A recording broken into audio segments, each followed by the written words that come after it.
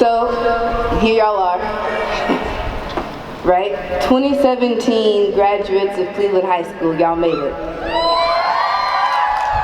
You made it to this very moment, and you must undoubtedly believe that making it to this very moment means something. It means that there's something you're supposed to do in this next moment. So take a moment, think about it. What is it that you are supposed to do in this next moment?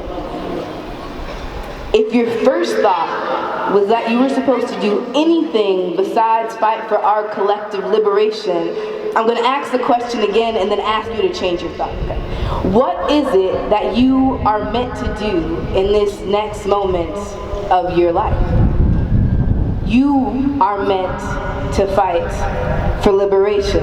And what does liberation mean? I'm a preacher, so I'm going to preach real quick.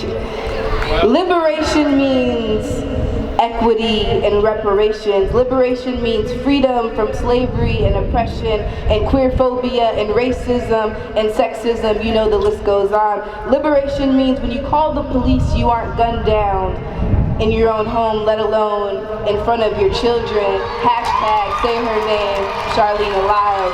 That is what liberation means. Liberation means freedom. And if you were doing anything else besides fighting for our collective liberation, you're bored.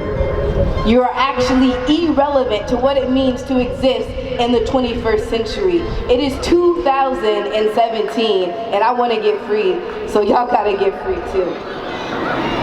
So whatever it is you decide to do, whether you are enrolled in a 4-year university, whether you're going to a trade school program, whether you are expected to take on your family's restaurant, whether all you plan to do for the next while is chill in your skin and watch Netflix, there is an opportunity, there is a calling, there is an obligation for you to be fighting for our collective liberation. Our freedom is connected. Fannie Lou Hamer, a black woman of the civil rights movement, said, "Your freedom is shackled in chains to mine. Your freedom is shackled in chains to mine." So how do we fight for our collective liberation? First, and many of your speakers have already said it, you must center and honor and resist along marginalized communities. In my organizing, I know it is my duty and my honor to listen and to allow to lead trans black women who are on the margins of our society, who we forget to talk about. But what happens, right, when we decide to center the most marginalized identities? Everyone flourishes.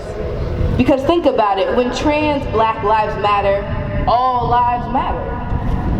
When we honor Native folks and return to them this land that was stolen from them, guess what? We arrive at the solutions for climate change. If and when we center the most marginalized communities, everybody benefits. So just do it. Just do it like Nike, or maybe don't do it like Nike, because we know they don't center marginalized communities. Second, live in solidarity. One of my favorite theologians, Ada Maria Diaz, a writer of Latina liberation, says, solidarity has to do with understanding the interconnections that exist between privilege and oppression. You must understand the interconnections of oppression and privilege. Do you understand how your privilege perpetuates my oppression? And don't be fooled with the complexity of our identities.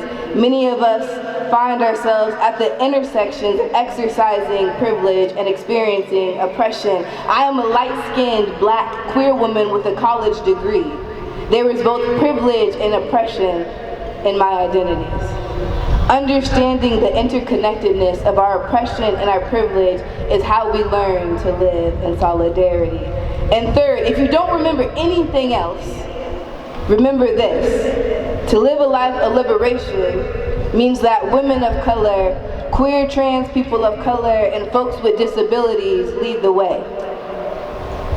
Women of color, queer, trans people of color, and folks with disabilities lead the way. And that might rustle your feathers, because you're probably thinking, well, I don't hold none of those identities. What about me?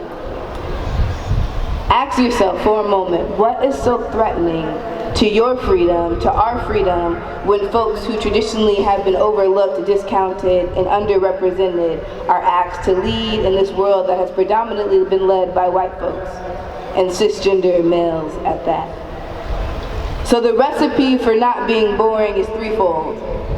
Center marginalized folks, live in solidarity, and if you remember nothing else, women of color, queer, trans folks, people of color, and folks with disabilities lead the way. And we often quote Dr. Martin Luther King in these moments, and I'm still fresh off the plane from Cuba, so my revolutionary spirits are high.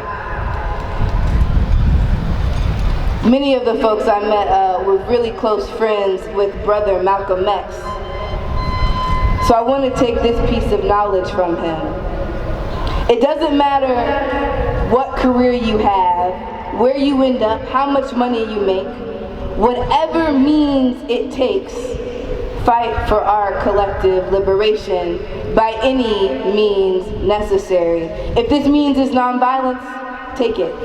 If this means it's becoming president and undermining the current systems that perpetuate white supremacy, take it. If this means it's working to get your family out of debt, take it. But by any means necessary, pursue our collective liberation, because any other thinking is flawed, and quite frankly, any other thinking is boring, period.